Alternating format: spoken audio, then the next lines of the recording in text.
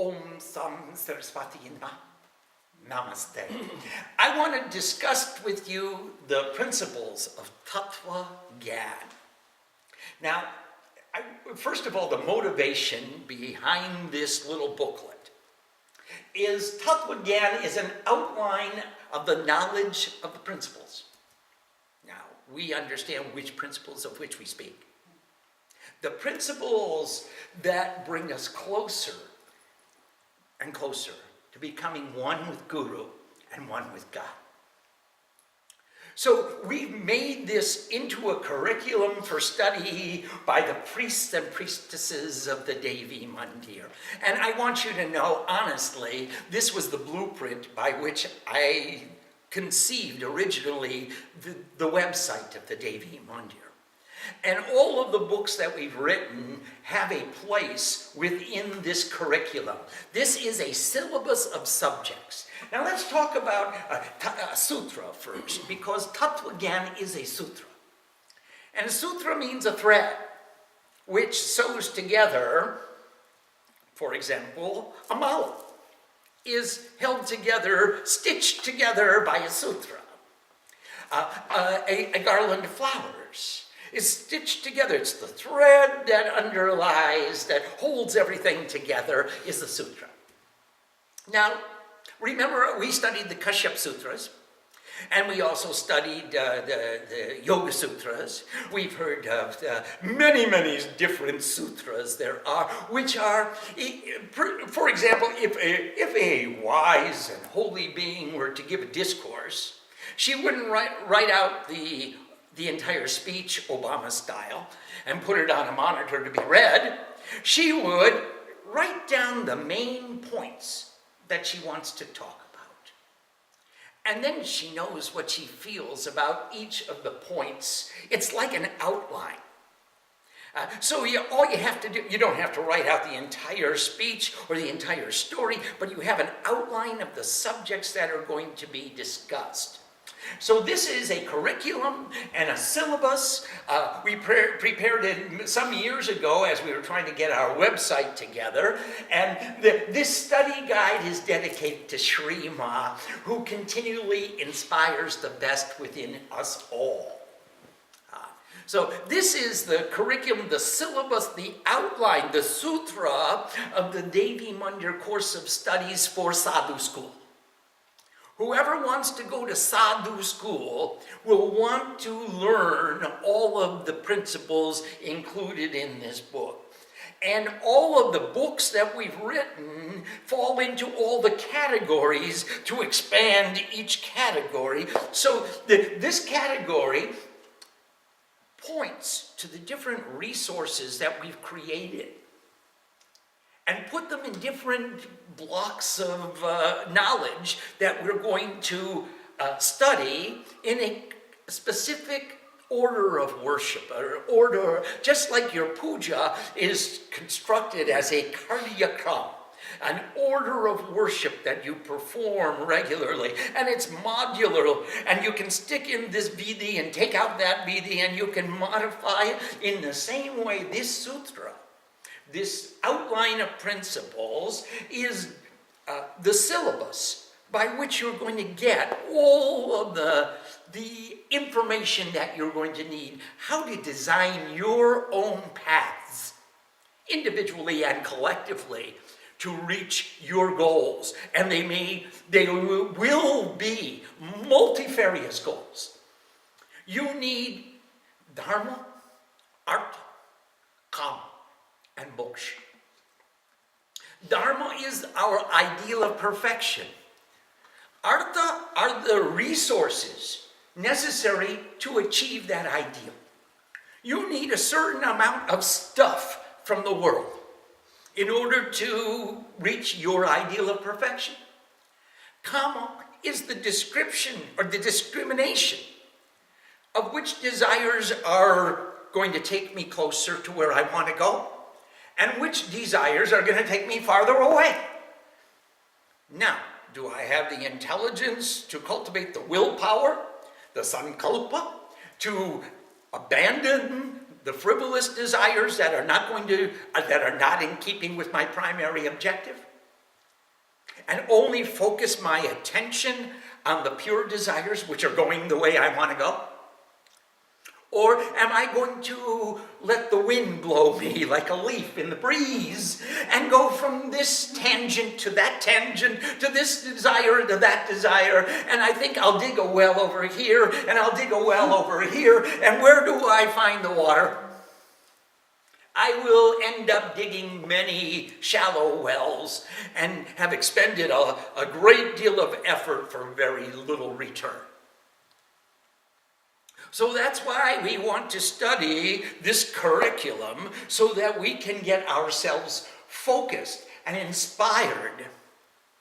Well, Tattva Gyan is the knowledge of the principles, and Tat means that. And Twa means you. And the Tattvas are the principles that are you. These are the principles which express the inner essence of who you are. Each of us has our own set of principles. What is your swabhav, your intrinsic nature, your mool tattva? What is the basic principle which constitutes this individual? That's the issue. That's the question. So these principles are the roadmaps to the understanding of who we are. And that's why we want to study them, so that we can understand who we are, where we're trying to go, why we want to get there, how motivated are we in making the journey, what energy, what resources, what has precluded us from reaching the destination in the past, and what is different, or what can we make different in the present, so that we can make the journey more efficiently. Now, Kamakala, we said Bindu was the first spark of creation. And Kamakala means the desired attributes. Because Kala is an attribute. It's an upadhi. It's a gun, a quality, a characteristic. It's an attribute which is desired within each of us. And Kamakala means the attribute of desire, or the desired attribute. Or it means the harmony of all the threes. Because Kamakala is our equilateral triangle. So all the threes are in harmony in Kamakala. So we have the three Gunas, and we have Sattva, Raja, Tama. And Sattva stands for truth and light and pure being and activity. And Rajas is all the colors between light and dark. And it's a becoming. And what are you desiring to become? And Tamas is darkness or rest or knowledge, because the light only shines in the dark. Were there no darkness, you would never know the light. So Kamakala is the harmony of the threes. All the three desired attributes, the attributes of desires, and the threes are ubiquitous. They are everywhere. They're in the gross body, the subtle body, and the causal body, and they correspond to pratyaksh, which is a union between the Gyanendriya and the object which it perceives. Pratyaksh is when when you have sensory perception. You see it, you hear it, you smell it, you taste it, you feel it. And this is empirical knowledge. And in the subtle body we have pratyaya. And the pratyaya is what can be conceived in the mind. All the stuff that goes into the senses eventually ends up in the mind. And then we see the form and we give it a name, and we have a correspondence between Nam and Rup. So Nam and Rup, these are concepts, these are ideas that are inspired by what we saw outside. We're going to see it again inside.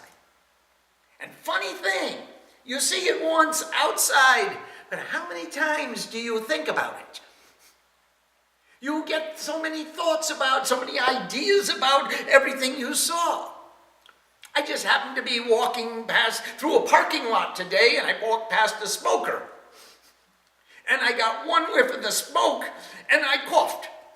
And I sat down in the car, I coughed again. And I drove home and I coughed again. And I've been coughing all day. I got one instance of prataksh. And I got many, many instances of pratyay, you son of a... Smoking can be hazardous to your health. So pratyay is what can be conceived in your mind. Prakash in the causal body is what can be known through meditation or through intuition. Did you ever see love? No. You saw a picture of him. You saw Kamdev or Cupid, but you never saw love. But how did you know when you were in love? You felt it. You felt your love. You had an intuitive cognition. You knew it inside. It was a priori knowledge, as Kant was going to say. It was something you felt inside, and you felt it so intimately and so intensely that you knew you were in love. Or did you ever see your headache? No. How did you know you had a headache if you never saw a headache? You felt it. The same way. You knew. There wasn't any doubt in your mind. I didn't see your headache. I'm sorry. What do you mean you have a headache? How can you have a headache? Where is it? Show me your pocket. Is your headache in your pocket? No. So prataksh and pratyay and prakash are the three forms of consciousness as they apply to the gross body, that which is outside, empirically perceived through the senses. And the inside, conceived in the mind and known through meditation or through intuition. For example, when the rishis sat in meditation, they said creation is symbolized by the bija, hring. And they said the sound of Shabda Brahman is Om. And the wisdom of the universe is Aim. And the rishis cognized this intuitively. They knew it, a priori knowledge. They were told by God. They saw again like Ishwar sees. Ish, to see, to perceive.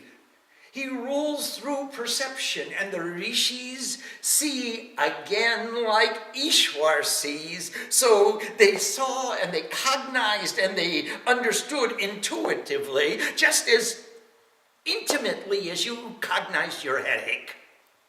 Just as intimately as you cognized that you were in love. In the same way, they got the bhava. They got this feeling, this bhavana, where the bhava bhakti utle, mori mori. When that attitude of devotion takes over you, you dissolve into the ocean of being. Mori mori. There is no me. There is no me. I am no me. So these three constitute the ma of Om. Now remember, Om, O-M, symbolizes the Shabda Brahman or the Bindu. Ma, Aim, Ring, Kling, Brahma, Vishnu, Mahesh, Mahakali, Mahalakshmi, Mahasaraswati, Satarajatam. All the threes constitute the Kamakala, the attribute of desire or the desired attributes. Aim, Ring, Kling, Uma. Now, and they pervade, these threes pervade everything. The Brahma, Vishnu, Maheshwar, Mahasaraswati, Mahalakshmi, Mahakali, creation, preservation, transformation. Everywhere you look, there are the threes. The beginning of every moment is new creation. And it has a duration, and that's its circumstance. And it becomes something else, and that's its transformation from from kalkashta. Kalkashta means moments of seconds. And we had a great declination of the definition of time from the time kal Kashta was the time that it took for a pin to pierce the film on a lotus flower.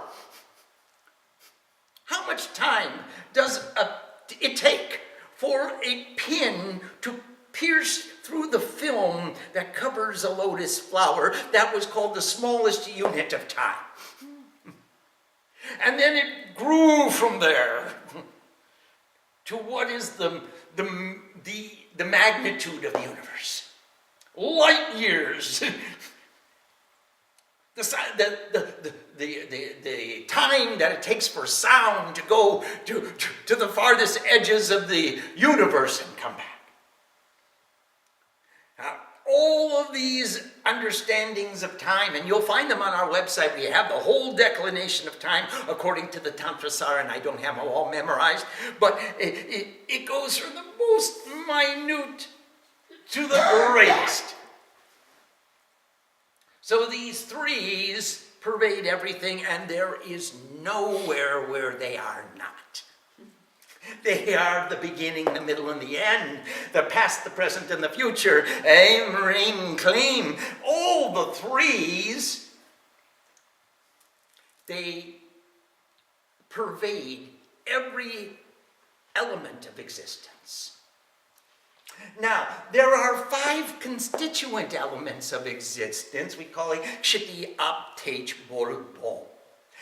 That is earth, water, fire, air, and ether. And they correspond to the chakras, so that in the lower chakra, well, let's see if I do that. Well, they go through the chakras, they go through through every element of existence is comprised of these Panch Mahabhutas. So when we perform the Bhut Shuddhi, we are actually purifying the elements as they are existing in our own bodies, in our own chakras, in our own existence.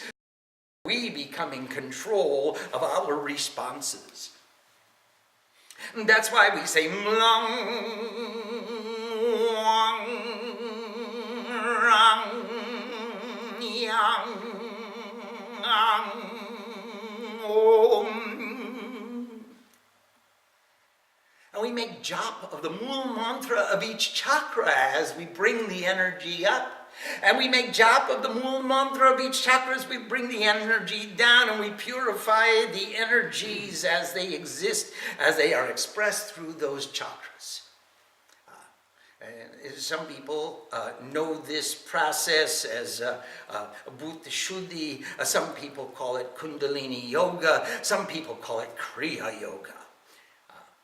But it's the same process known by many names. Some people put trademarks on it, so somebody else put another name on it. But it's the same yogic process that exists in every puja. We want to perform Bhut Shuddhi. Now, these are perceived. These 5 elements are perceived on 7 levels of consciousness. Bhur, Bhuva, Shva, Maha, Jnana, Tattva, Satyam. And Bhu-lok, of course, is the gross body, which is empirically perceived. Bhuva is the subtle body, which is mentally conceived. Some people even say dreams are part of that Bhuva. So you have Jagrat, Swapna, Shushupti. There's the Swa. Swarlok is the causal body, which is known through meditation, intuition, whatever you want to call it. It's beyond thought.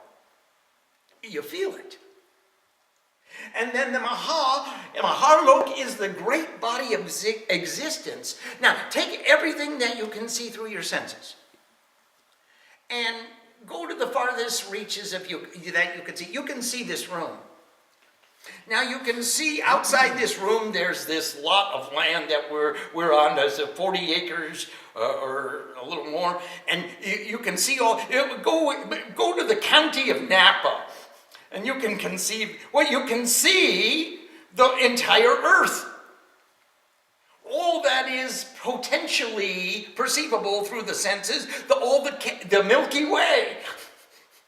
You can go out to the galaxies, and as far as you can expand your perception, so far as the Mahalok, everything that is potentially perceivable through the senses, known empirically, is part of this loka. Now, Jnana, it means all the body of knowledge. Everything that you can see has a form. You can't see the formless. So everything you see has a form. Every form has a name. So there's a correspondence between Nam and Rup. The Rup is the Mahalok. And the Nam is the Jnanalok. All that is knowable. And then Tattva. You take all that is knowable and the names of all that can be named, as far as you can expand your awareness and bring them to one point of light. And that light is Tapalok. And it's also called Beganlok.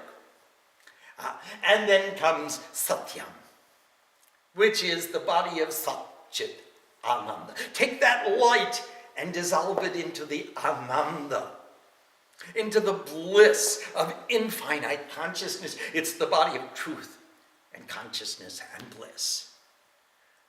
So we move from the perception, the empirical perception of the immediate gross world, that which is outside, to the subtle body, to the causal body, to all that can be seen potentially, that all that can be named potentially, to all light, to one pointed light, into the bindu of Sat Chit Ananda. And this is a process. This is a list of lists of how do you guide your awareness. I focus on the deity. She's in the gross body. I bring that deity inside and conceive her in my mind and in my heart, and this is her body, and she's wearing this body. Boy, she looks nice. And now I'm in the swa. And I take that body, and I take that energy and that shakti of the goddess that I'm looking at and feeling, and I feel her in my Agnya chakra, and I can meditate upon her there, and this is the body of intuitive cognition, Swalok. And I expand that body of intuitive cognition into all that can be perceived, because all that I can potentially perceive, all that I can see is her. And she's wearing everybody. Everybody, you're all part of her. And that's the Mahalok. Now take your meditation even deeper and deeper and say, everybody, every form that I see has a name, and it's all the name of Ma. And so I entered into the Jnana. And take that Nam, all the knowledge of all the names that correspond to all the forms that I can potentially perceive, and merge them into that one beam of radiant light. Krishna in chapter 11 of the Bhagavad Gita described it as the light which is brighter than 1,000 suns. And I'm in the Tapalok, Teja Tattva, the Vijnanamoy Kosh.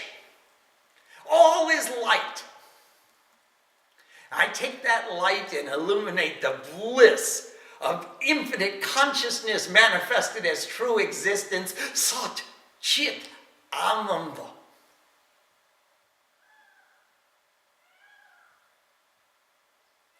Each one of these declinations, each one of these lists of steps is a step-by-step method of guided meditation to bring us to that highest realization.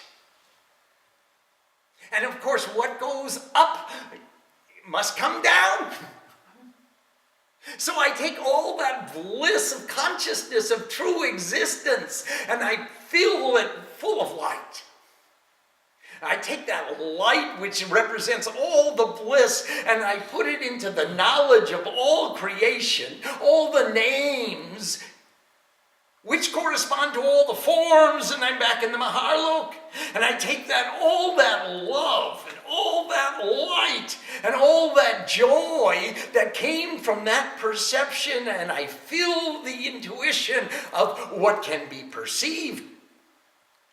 It fills my individual consciousness, and it illuminates my thoughts, and I open my senses and return to perceive that light of wisdom and joy, that Sat Chit Ananda, in every form of the universe. Wherever I look, there she is. Every one of the lists in this curriculum is designed to take you to another branch of knowledge, another level of consciousness. And that's how this became the syllabus of what should be studied by all the students of the Devi Mandir Sadhu School. This is our purpose, to teach you, to empower you with the tools, to guide your awareness into those subtle states of recognition, where you realize your true being, Tattva, Gyan, the knowledge of the principle that is you, Tat Tvam Asi. Let's pause here for a few moments and see if there are any questions. Hego? It really is beautiful, Mom. Namaste. Thank you for inspiring. Elijah, you understand? Yeah. Well, I have questions. Yes, please. So, are all these meditations linked together, like the meditation on the cosmic puja, and then the meditation on yantra, and then the meditation on the 7 states of consciousness? Is it one big journey? It's the first instance of the World Wide Web, except it's not limited to the gross world. It is the World Wide Web of knowledge on the gross body, the subtle body, and the causal body, linking all the forms of meditation together with a sutra, with a string. They're all flowers on the mala. They're all beads that you can do jop with. Every form of meditation, it's all one. And all the books are going to come, all the pujas come into a harmony, all the philosophy books come into a harmony. For example, we have 3 books that are very, very important. The Mool Shiksha, the root of the teachings of the Devi Mandir, the Chandipat, the Cosmic Puja, and the Devi Gita. These 3. The Cosmic Puja is the Tantra of the Devi Mandir teaching. It tells you practically, how do you do what you do? Where do you put the flowers? What do you say when you give her the offerings? Why do you offer? Why do you offer? How do you offer? And it trains you to be there in a state of offering. The Devi Gita says, why do you offer? It tells you the philosophy. What are we trying to achieve? Where are we reaching for? What's the goal? How do we come into union? Where are we going with this? And why do we want to get there? And the Chandipat tells you intuitively. It is the mantra, the yantra, and the tantra. The mantra, mantrayate, she takes away your mind and puts you into the intuitive cognition of who is Chandi. How does she take away my ego? How does she cut down my mamta, my attachments? And she makes a garland of all the negativities, and she opens her mouth and drinks up all the desires. And how does she intuitively go to work on me? How does she empower me with the energy? That's the Chandipat. Why does she empower me with the energy? That's the Devi Gita. And practically, what do I have to do to get there? That's the Cosmic Puja. In the same way, all of the books that we have translated fit into the outlines of the Tattva Gyan. And it will be embellished even more so through our website. That was the basic plan of the website, to make a library of resources so you could come into this concept of what is the curriculum to be a student in sadhu school. And go from that through the ways of worship. Why do you worship? What do you want to get when you worship? How do you worship? What mantra do I say? What prasad do I offer? How do you cook the prasad?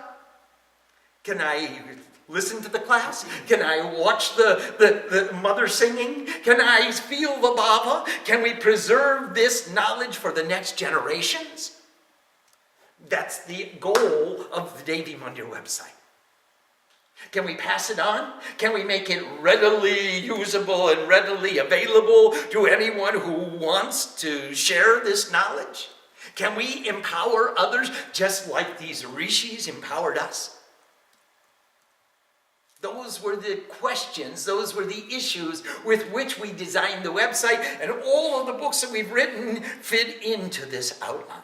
So, yes, they all work together. You can start anywhere. You can start with Artha and say, I need money. How do I get money? Well, the first thing I've got to do is empower myself to make a contribution to others so that they'll want to give me money.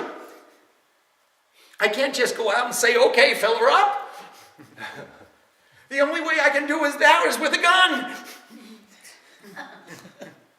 If I want to earn right livelihood, I've got to empower myself to give others empowerment. Now, what is the best gift that I can give to others? Each of us will decide that for ourselves.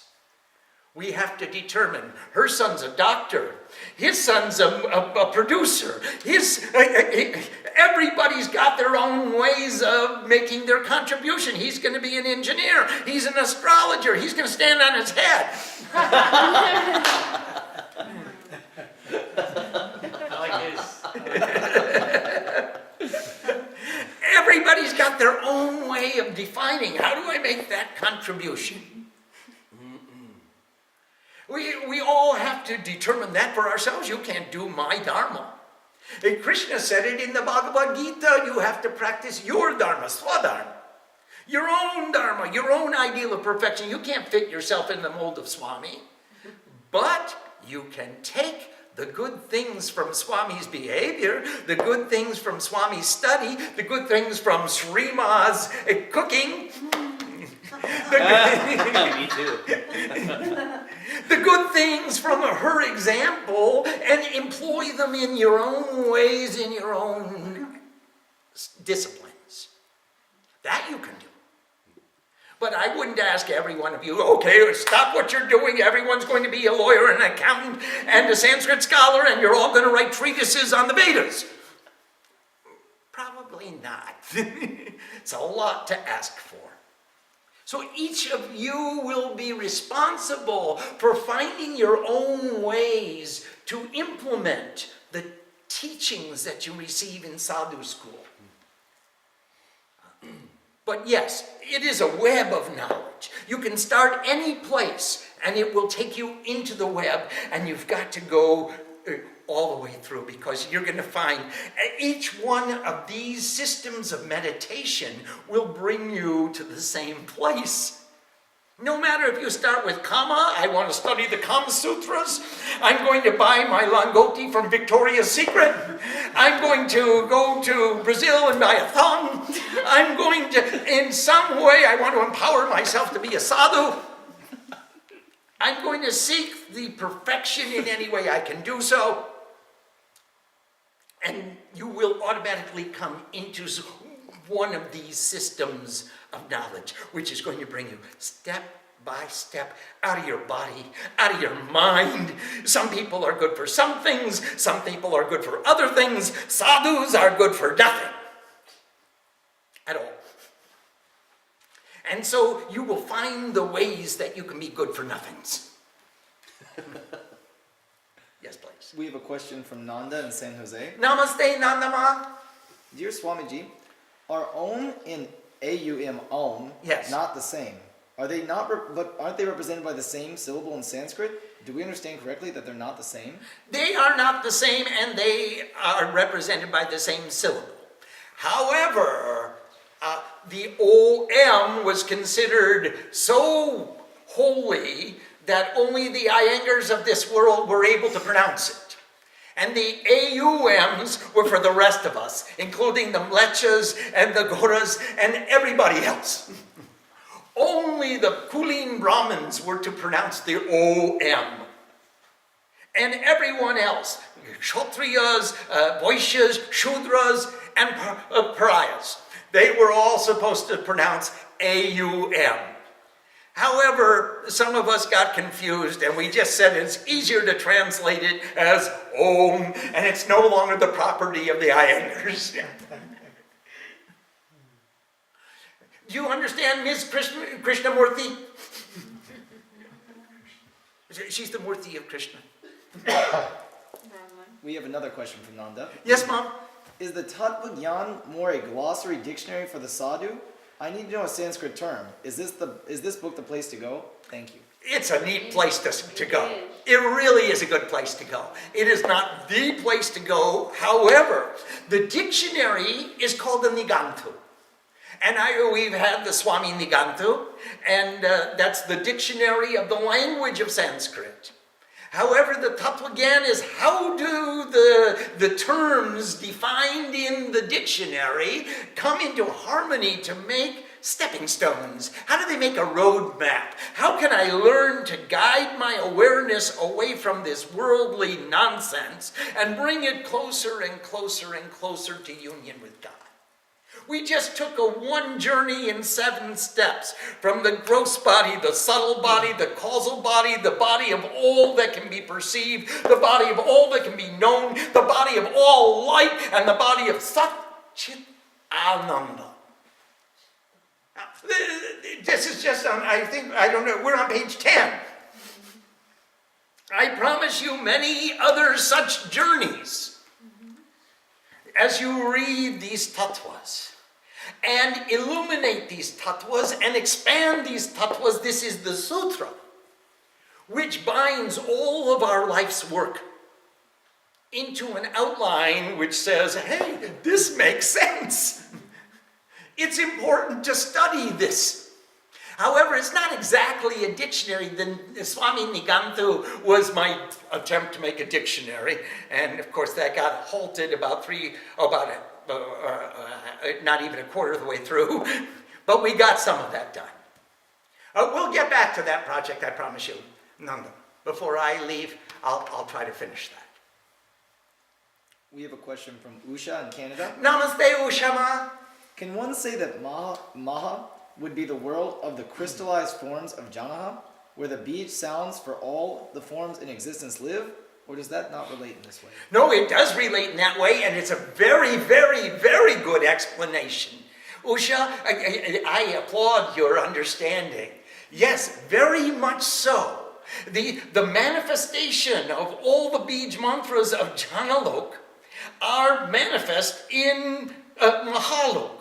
And the reason it's manifest, I can't see it in my room, my vision is limited by the walls, but I can conceive that outside the walls there's more to perceive. As much as I expand, take your vision and you can see physically to the walls. And you can even see outside the windows, there's more creation to be seen. Now you can conceive that outside, beyond the trees, there's even more creation.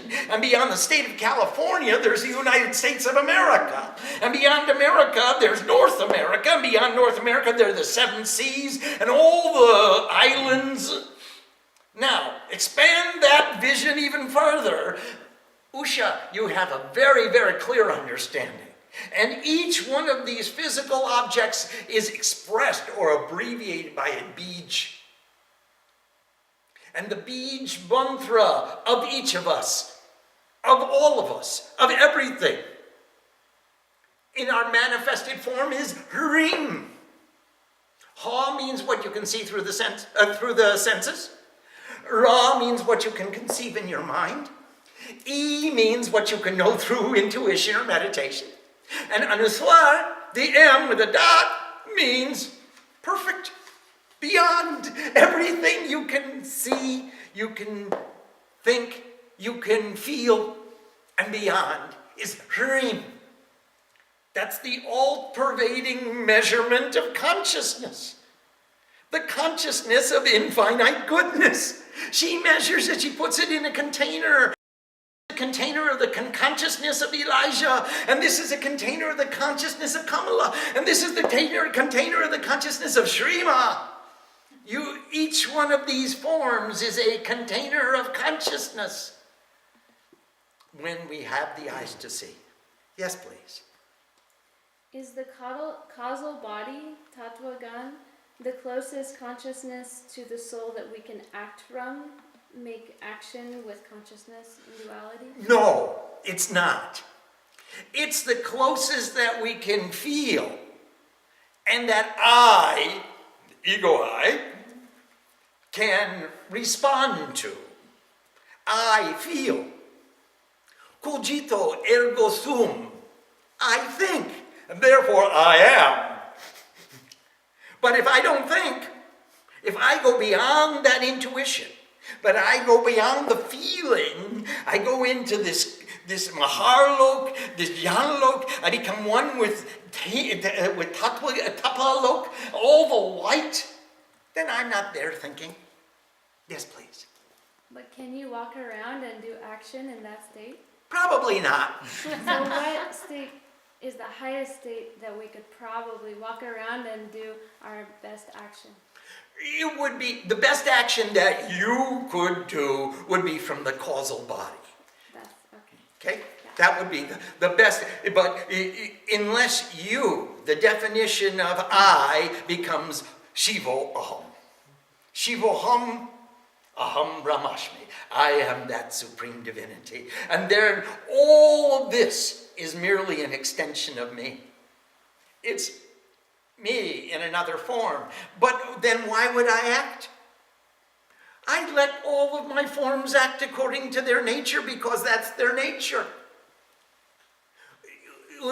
Their prakriti requires them to act. I am merely the witness of the actions of all creation. Then you don't have nature? Well, it's all my nature. I have all nature. So no individual nature. No individual nature. This is my form, that's my form, this is my form, everything is my form. It's all another form of me. So cooking dinner is just... That body is cooking something. I don't know. I've got nothing to do with it. I am neither the eater, nor the food, nor the server, nor the cook. I am the form of the bliss of consciousness. I am Shiva. I am Shiva. Yes, please. How do you cultivate intuition? When you learn, say you go to school, maybe you even do, your teacher will say, class, pay attention to this. Exactly. When you do karma yoga, you do some action effectively, efficiently. It's only because you paid attention to that. When you're in love, you pay attention to your beloved. When you respect, you pay attention to the person you respect. When you worship, you pay even more attention. Meditation is the practice of paying attention. So through meditation, we learn how to learn. We learn how to work. We learn how to love. We learn how to respect. We learn how to worship. Meditation is the practice of paying attention. And when you pay attention a little bit, you learn.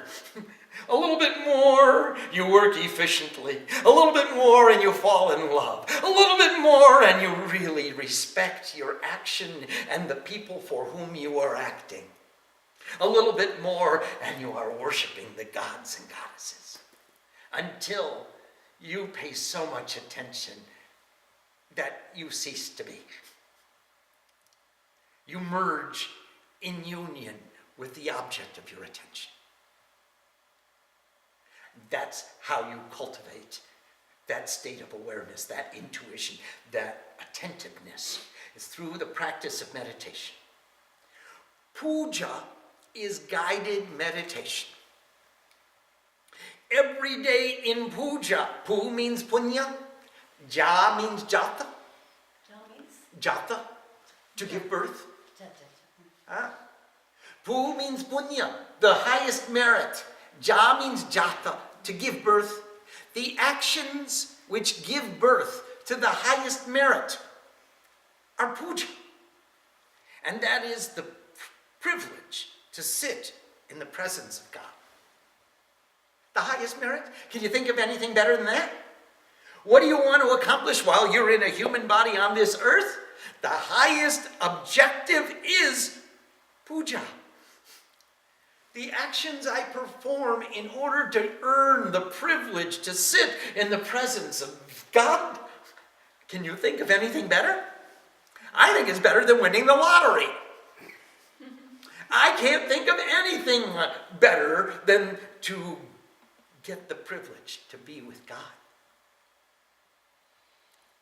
And that's why puja is guided meditation. Just like we guided our awareness through the 7 levels of consciousness, we're going to learn how to guide our awareness and to put down a flower and to draw a map and show, hey, this is exactly how I guided my awareness into the presence of God. There it is. It's on the altar. It's all laid out, step by step. Hansel and Gretel, I can find my way back. Oh, that's how we cultivate that awareness, that intuitive cognition, that strength of paying attention to what you're doing. Once you have the capacity, you can decide what do you want to pay attention to. So for every profession, there is a syllabus, there's a curriculum, there's a course of study. You want to be a doctor, you buy the book, you buy the syllabus, you study the step-by-step, the anatomy, and you study all the different kinds of medicine that you'll need to know in order to take the test, and you become a doctor. And it's the same for a lawyer or an Indian chief. A doctor, a lawyer, or an Indian chief, it's the same procedure. This book of Tattva again, these principles are the step-by-step syllabus, the curriculum by which we can learn how to cultivate attention, and then you are empowered to decide, what do I want to pay attention to now? And that's freedom. I'm not going to make the decision what your goal should be. I'm only going to try to empower you with the tools by which you can reach whatever goal you select yourselves. Other questions, please. We have a question from Shivani. Namaste, Shivani Ma. How can we find out our ideal of perfection as God sees it, without projecting the ideas and desires of our ego? No, you have to be the spokesperson for God. I'm sorry, no copping out. I'm not going to do anything till God tells me to. You're going to be sitting there a long, long time. And you may get some inspiration, say, well, maybe God's telling me to do this. Oh, maybe he's telling me to do that. And he's telling me to fall in love over here. He's telling me to go, leave that one and go over here. And you may end up with many, many shallow wells. Look deeply into your own nature. Look into your being and see what are your gifts. How do you want to share them? How do you propose to share? What's the greatest contribution you could make to humanity while you're here, manifested in a human body? These will be the ways to do it. Don't sit around and wait for the thunderbolt to hit you. The lightning to strike. I think you'll be waiting a long, long time. I fear that. Get up and don't you spare God the effort. I'm going to take responsibility for my own life, God. I'm not going to put it all on you. You have to decide for me. I'm going to define it as best as I can for myself, and you'll guide me through my choices to the path that you choose for me. I'm not going to put it all on you. And then say at the end, oh, well, I followed God's will, and this is what I didn't have to make a plan myself. I just followed the directions that God gave me. Oh, God. We have a question from Srini in India. Namaste, Srini Baba. What is the link that takes us inward from one kosha to the next? The link is the amazing capacity we have to transform consciousness from the gross body to the subtle body. You see it outside and then you see it inside. And you've got that link of perception. I can see. Remember when we do pran pratishtha, we take all the prana and we put it on the flower, and we go Om Gang Ring Rong Yang Rong Mong Wong Shantang Sangam Wang Sa Om Ring Chandikaya Vindama Prana Iya Prana. And that mode of perception which allows you to take the energy on the flower and bring it from the outside inside is the link. So you just took it from the gross body, and I could see it. It was right there, and I put that energy in that flower. I put that energy in, that came out of the deity. I put it on the flower. I brought it right into my heart. And now I transformed it from gross perception to subtle cognition. And I take that energy from my heart, and I bring it up to the Ajna chakra, and I can see it as intuitive cognition. And I take that intuitive cognition, I expand it out as far as I can conceive, and I become filled with the capacity to potentially perceive every form of the universe. And then I can ascribe a name to it. So I'm in the Jnana lok. And from the Jnana lok, I fill it full of light, and it becomes Tattva lok. And then it is the manifestation of Sat, Chit, Ananda. So the link, Srini Baba, is the capacity to transform that consciousness, to transform that awareness, to make sure you can bring it from the gross to the subtle, and from the subtle to the causal, and from the causal to Mahalok, Janalok, Tapalok, Satyam. Sat, Chid, Ananda. That means Shivoham.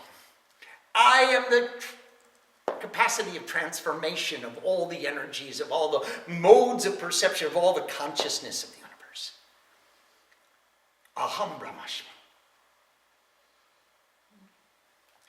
Om Sam Saraswati Namaha.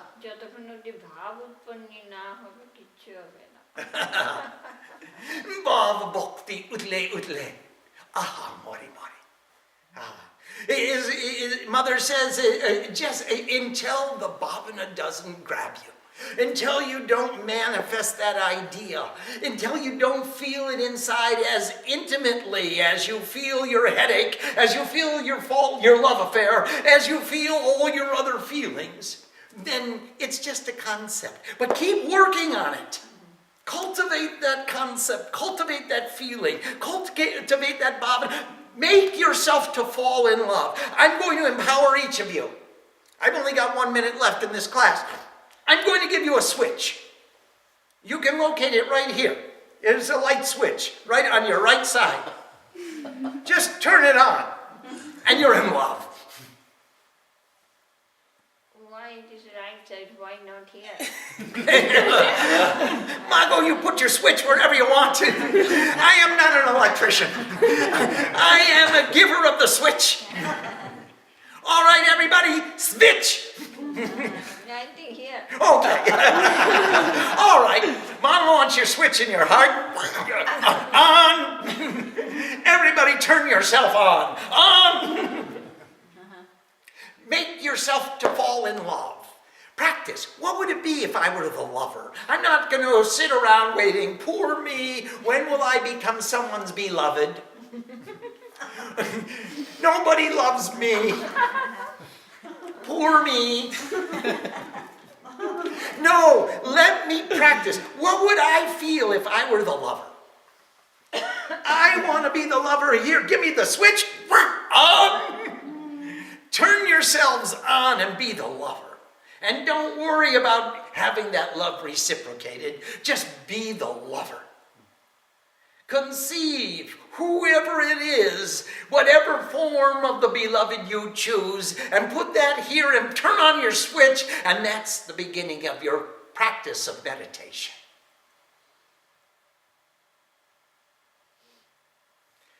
Namaste.